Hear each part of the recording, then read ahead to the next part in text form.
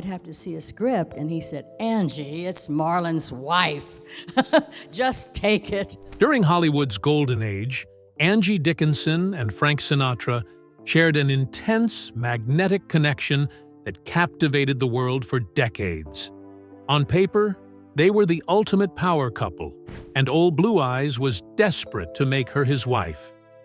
Yet, despite their undeniable chemistry, Angie consistently turned down his proposals and walked away from a life with the legendary crooner. After keeping her reasons private for years, the iconic actress finally revealed the shocking truth behind why she repeatedly refused his hand in marriage.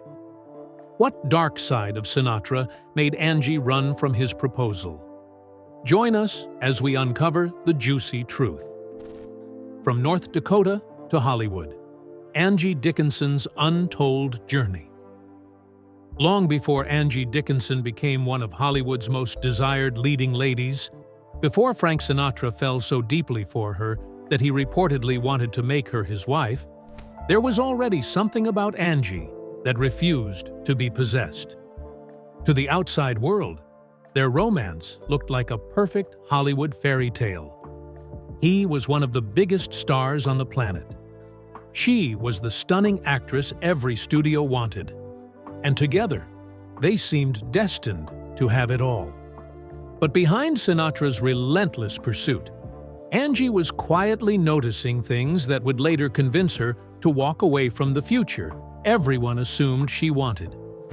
The warning signs were subtle at first, almost easy to ignore, yet they would eventually become impossible for her to overlook. Long before she found herself at the center of Hollywood's brightest spotlight, Angie Dickinson's story began thousands of miles away from Beverly Hills in the tiny farming town of Culm, North Dakota. Born Angeline Brown, she was the middle of 3 daughters in a close-knit family with strong German roots. Everyone simply called her Angie, a nickname that stayed with her long before it became recognizable across movie marquees around the world. Life in Culm was simple and far removed from the glamorous world she would one day inhabit, but even then, there were hints that she was dreaming far beyond the boundaries of her small hometown. Much of that fascination came from her father, Leo Henry Brown, who wore more than one hat in the community.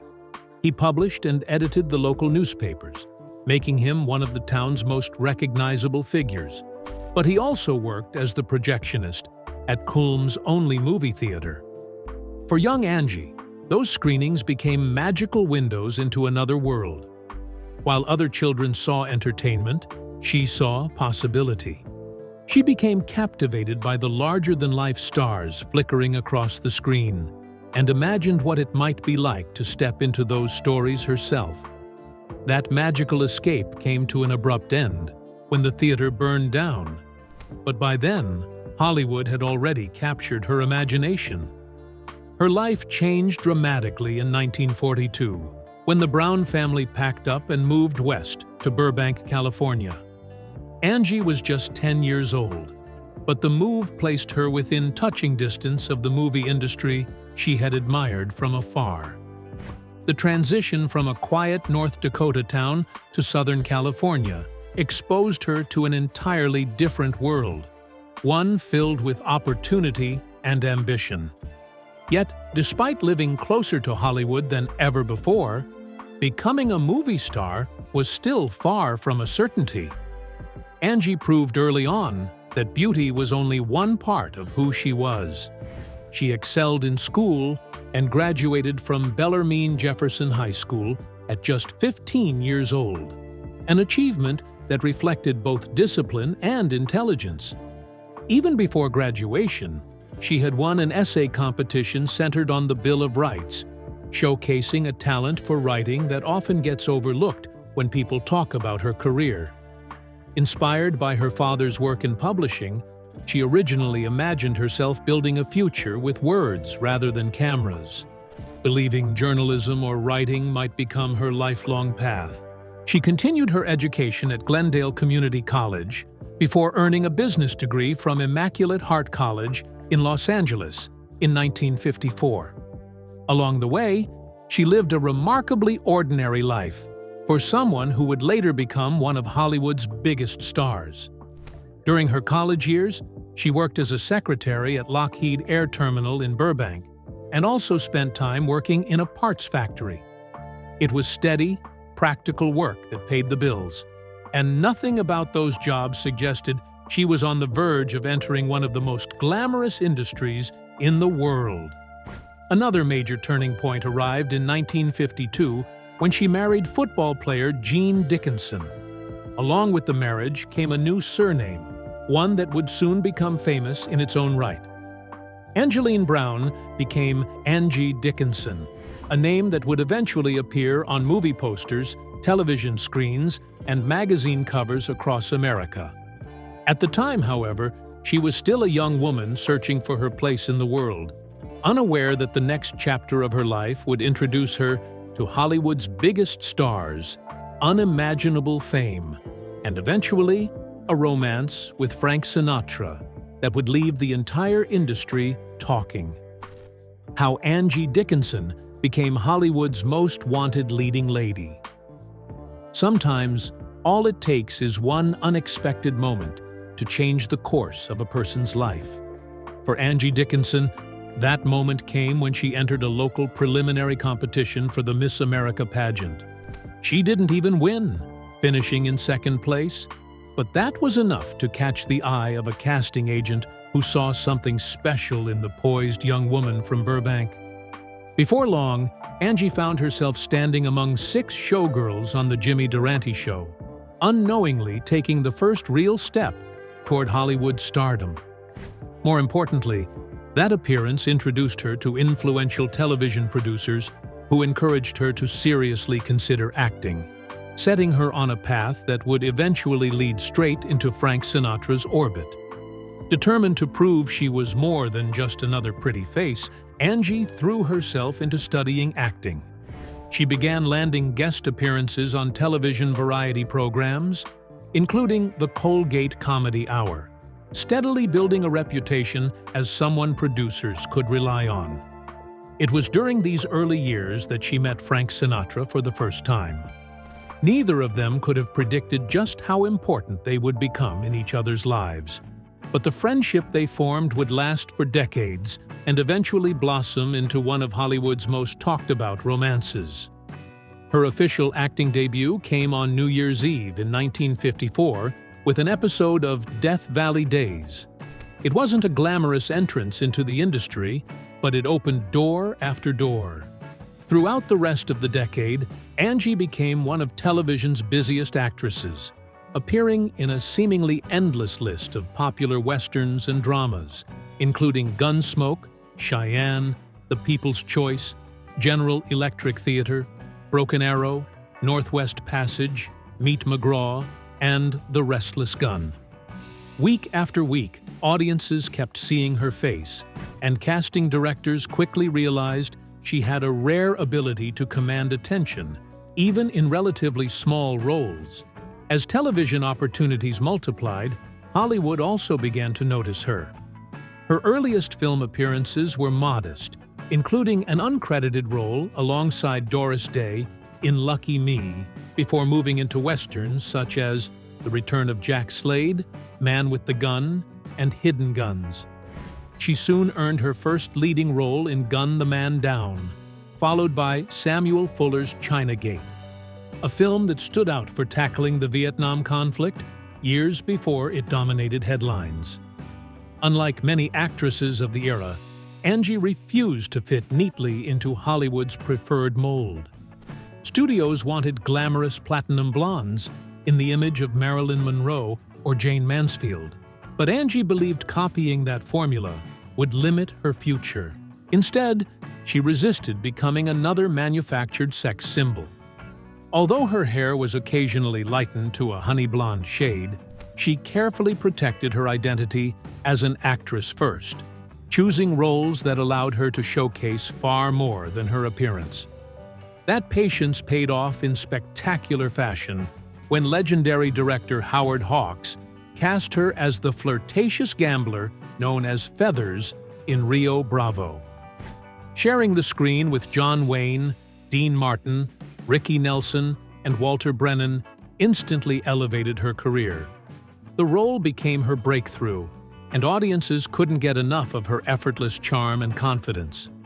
Ironically, just as everything seemed to be falling into place, Hawks sold her personal contract to another studio without telling her.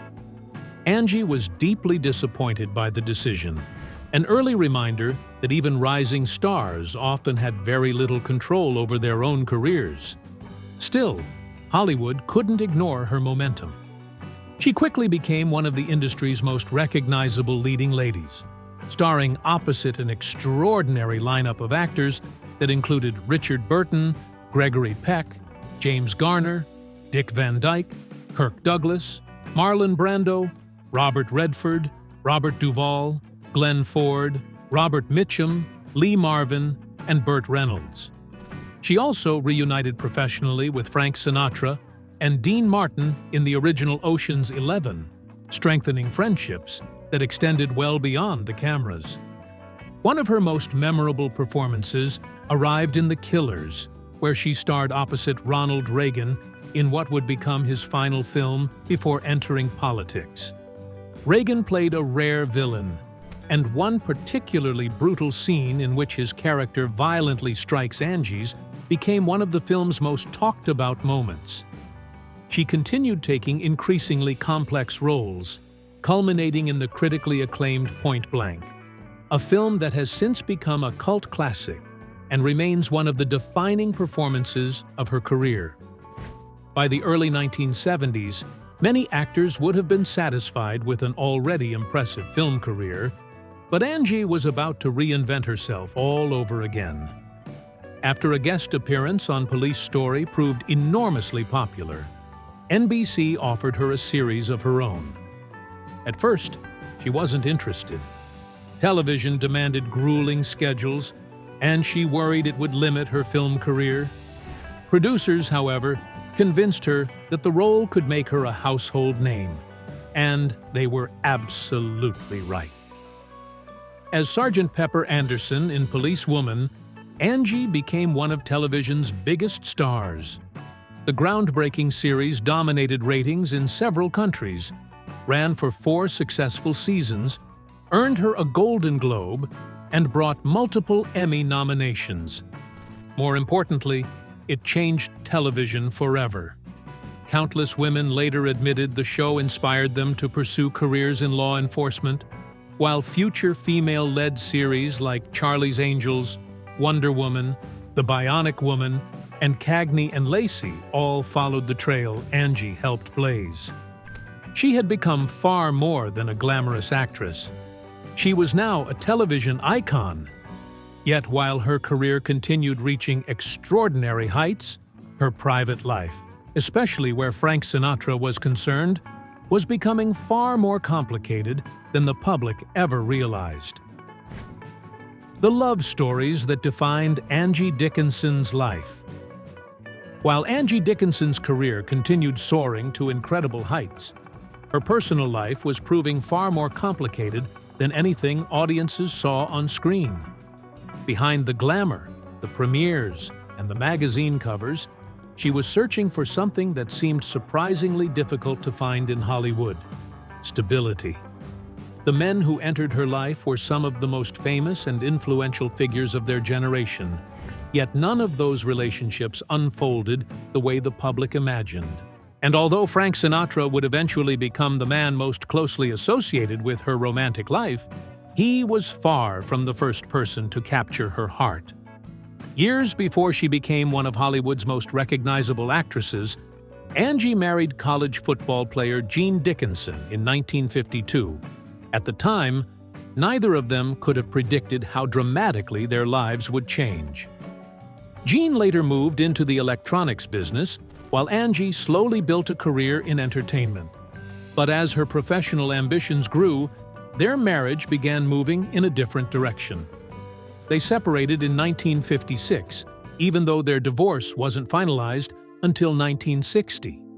Despite the marriage ending, Angie chose to keep the Dickinson surname, the name that had already begun appearing on movie screens and would soon become inseparable from her public identity. During those years, Angie also formed an unexpected friendship with renowned economist John Kenneth Galbraith and his wife, Catherine. Their relationship took her beyond the usual Hollywood circles and introduced her to a very different world of politics, diplomacy, and international affairs. She even visited the Galbraiths while John served as the United States ambassador to India, experiences he later wrote about in his memoirs. It was another reminder that Angie had interests extending well beyond film sets and red carpets, often surrounding herself with people whose lives looked nothing like the typical celebrity lifestyle. By the mid-1960s, love found her again, this time with one of music's greatest creative minds. In 1965, Angie married legendary composer Burt Bacharach, whose unforgettable melodies had already become the soundtrack of an era. From the outside, they looked like another glamorous Hollywood success story. She was one of the biggest actresses in the business, while he was creating hit after hit that dominated radio stations around the world. Together, they appeared to have everything a couple could want: fame, admiration, and extraordinary careers. But life behind closed doors was far more challenging than anyone realized. Their marriage lasted 16 years, yet it was far from effortless. As the years passed, the pressures of two demanding careers began taking their toll.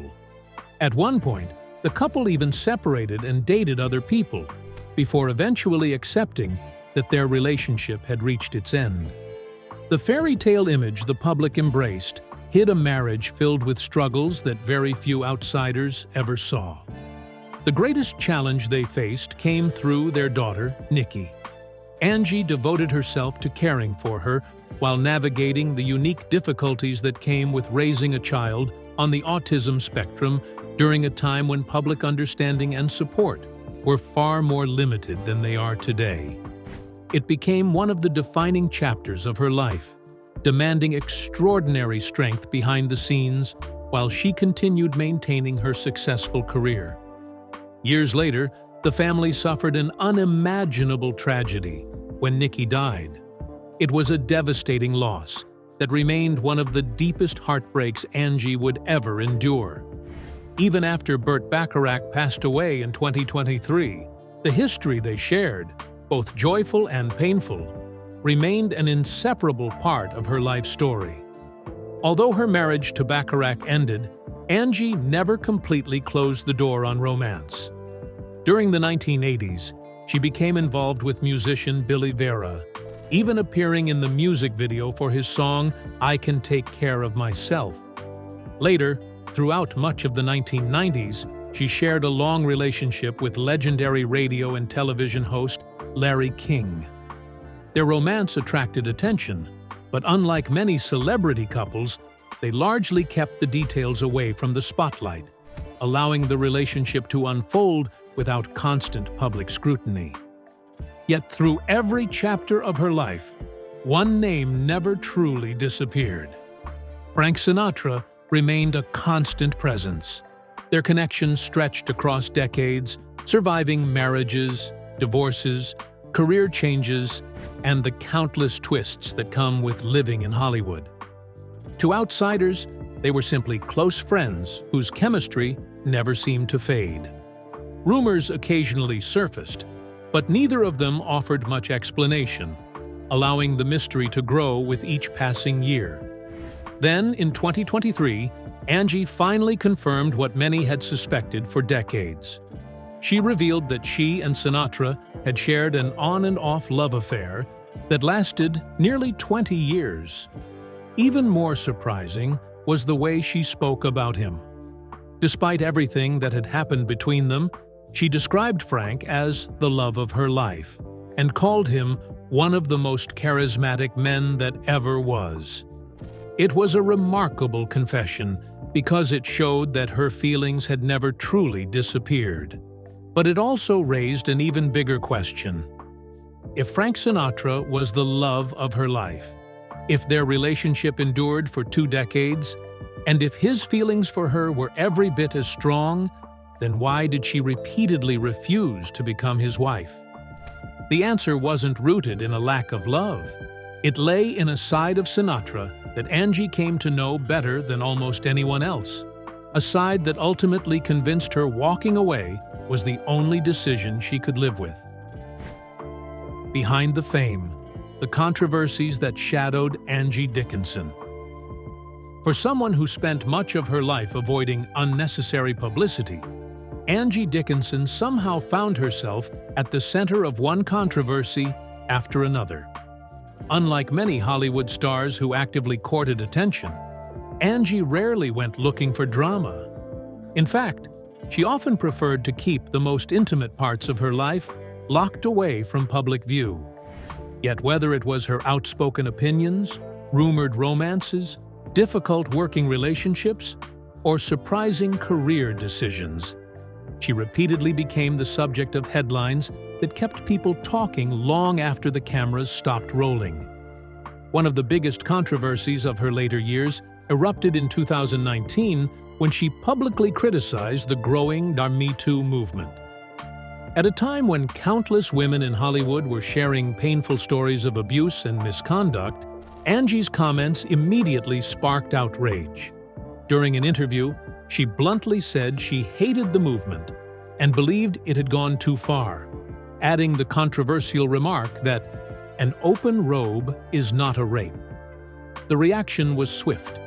Critics accused her of minimizing the experiences of survivors and dismissing the very issues many actresses had spent years trying to expose. The backlash spread quickly across television, newspapers, and social media. Many people who had admired Angie for decades were stunned by her remarks, especially given that she had spent much of her own career navigating an industry where women were often judged far more by their appearance than their talent. Others defended her right to express her opinion, arguing that she came from a very different Hollywood era with experiences younger generations could never fully understand. Regardless of where people stood, the controversy ensured that Angie once again found herself dominating entertainment headlines. Of course, public debate wasn't the only source of drama surrounding her life. For decades, her love life fascinated Hollywood almost as much as her acting career. Her long, passionate relationship with Frank Sinatra fueled endless speculation, with reporters constantly trying to determine whether the pair would finally marry. Every public appearance, every vacation, and every whispered rumor seemed to generate another round of tabloid stories. Even after their romance cooled, questions about Sinatra never truly disappeared. She was also linked at various times to some of the entertainment industry's biggest names, including television legend Johnny Carson. Whether the rumors were completely accurate or simply exaggerated by gossip columns, they helped cement Angie's reputation as one of Hollywood's most desirable women. The constant media attention often blurred the line between fact and fiction, turning her private relationships into public entertainment. It was a level of scrutiny that few celebrities escaped during Hollywood's golden decades. Ironically, despite being surrounded by gossip for much of her life, Angie had little interest in exposing anyone else's secrets. That became remarkably clear in 1989, when she made a decision that surprised nearly everyone in the publishing world. She had reportedly secured a lucrative advance to write her autobiography, a book many expected would contain explosive stories about Sinatra, Dean Martin, the Rat Pack, and countless other legendary figures she had known personally. The project had all the ingredients of a bestseller. Instead, Angie walked away. Rather than cashing in on decades of Hollywood memories, she abandoned the book altogether. She refused to publish stories that would embarrass people she had loved or worked alongside, choosing loyalty over profit. For an industry built on tell-all memoirs and sensational revelations, her decision was almost unheard of. While many celebrities have earned fortunes by revealing private scandals, Angie deliberately chose silence, sacrificing both the money and the attention that the book would almost certainly have generated. Not all of her Hollywood experiences, however, ended with such grace. One relationship that left a lasting negative impression involved her point-blank co-star Lee Marvin. Although the film would later earn cult classic status and become one of the defining performances of her career, Angie admitted that working with Marvin was anything but enjoyable. She described the atmosphere on set as tense and uncomfortable. Portraying Marvin as someone whose aggressive and unpredictable behavior made filming far more difficult than audiences ever realized. Her willingness to speak openly about that experience offered a rare glimpse behind Hollywood's polished image. Classic films often create the illusion that casts became lifelong friends, but Angie made it clear that wasn't always the case. Professionalism sometimes gave way to clashing personalities, bruised egos, and uncomfortable working conditions that remained hidden from the public for years. Another issue she became increasingly vocal about involved the very thing that had helped make her famous. Throughout the height of her career, Angie was celebrated as one of Hollywood's ultimate sex symbols. Magazine covers, publicity photos, and movie posters regularly highlighted her beauty, and audiences embraced that glamorous image.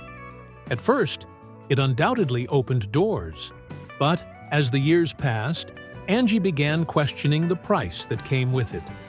Looking back on Policewoman, the groundbreaking series that transformed her into an international television icon, she admitted feeling that producers often leaned far too heavily on her appearance instead of her acting ability. She recalled repeatedly being placed in scenes that seemed designed more to emphasize her sex appeal than to develop her character. One example she often mentioned involved the recurring television cliché of having the phone ring while her character was taking a bath, moments she believed existed primarily to exploit her image rather than serve the story. Those reflections revealed a complicated relationship with fame. Angie understood that her beauty had played an important role in her success, and she never denied it. At one point, she even joked that her legs were all she had to sell. But beneath the humor was a deeper frustration. She wanted audiences to remember her performances, not just the glamorous image Hollywood had carefully crafted around her.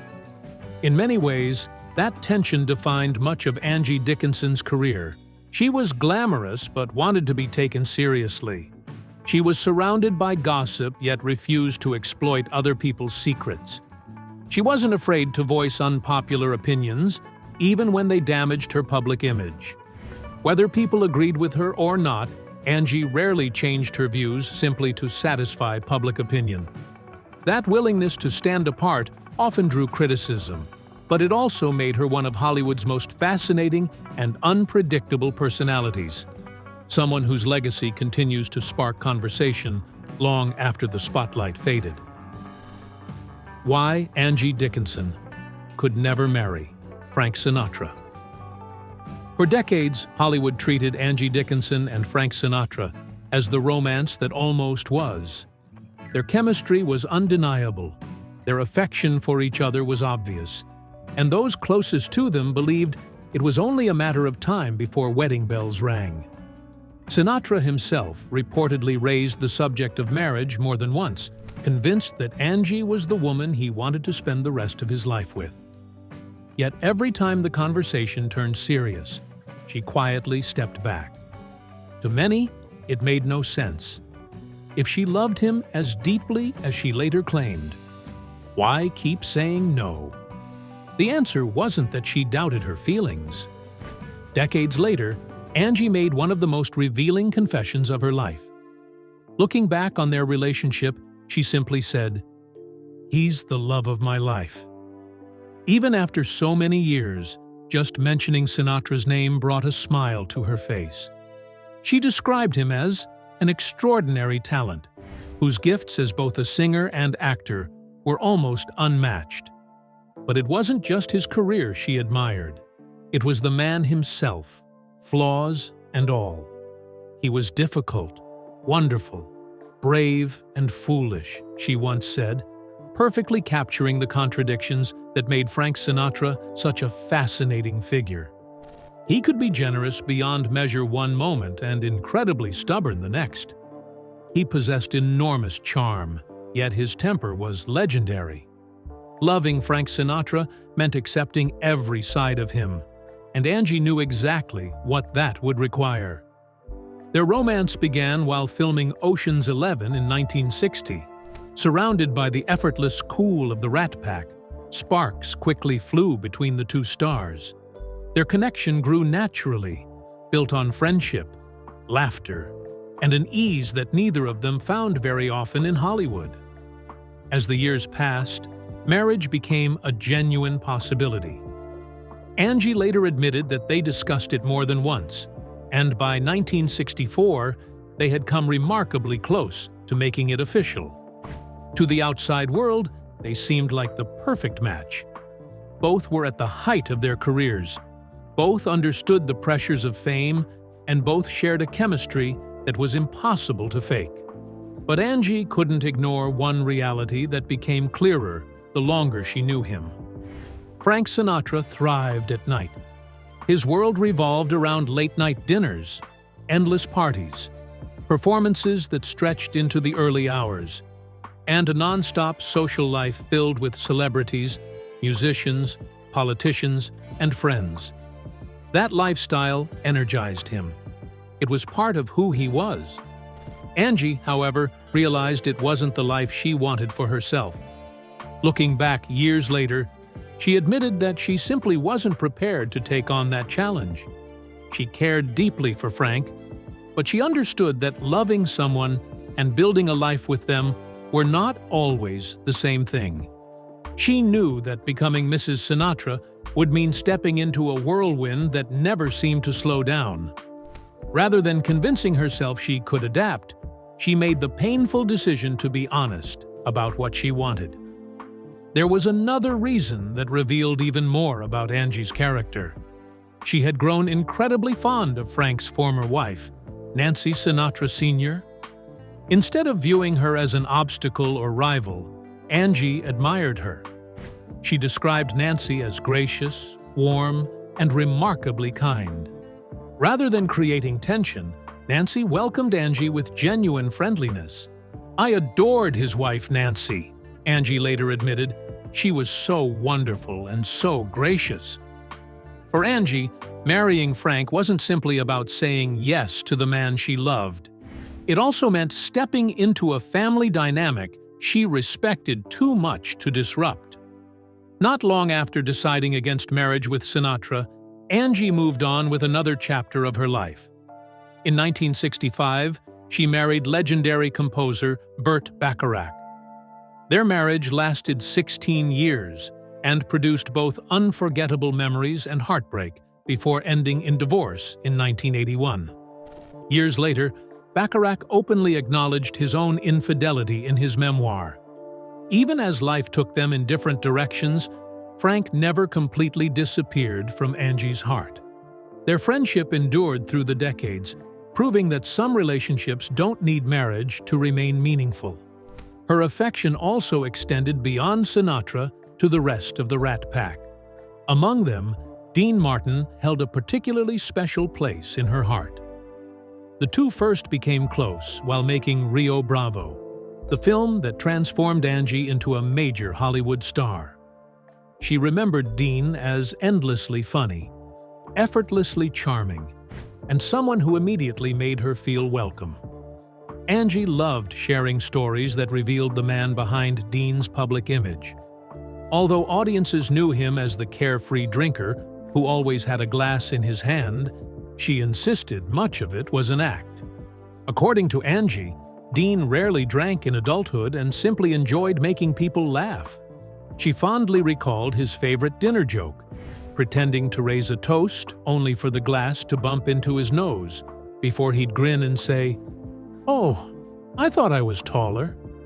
Looking back, Angie never spoke about Frank Sinatra with bitterness or regret. There was no dramatic breakup, no explosive betrayal, and no lingering resentment. Instead, there was acceptance. She loved him deeply, believed he was one of the most charismatic men she had ever known, and never questioned what they shared. But she also recognized that love alone isn't always enough to build a marriage. Sometimes the hardest decision isn't walking away from someone you don't love. It's walking away from the person you love most, because you know your lives were never meant to follow the same path. What Angie Dickinson movie is your favorite till this very day? Share your thoughts with us in the comments below. Don't forget to like, share, and subscribe. Also, click the next video on your screen. You will enjoy it.